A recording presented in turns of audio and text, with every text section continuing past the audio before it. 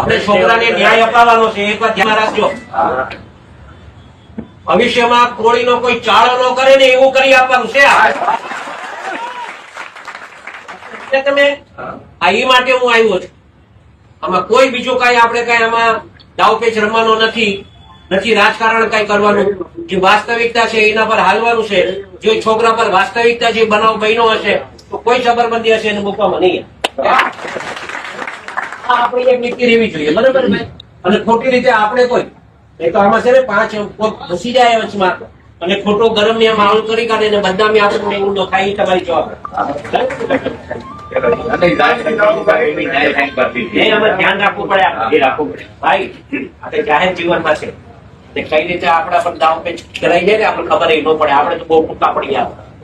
બીજું અહીંથી 50-60 ગાડી છે એટલે કોઈ રસ્તામાં કોઈ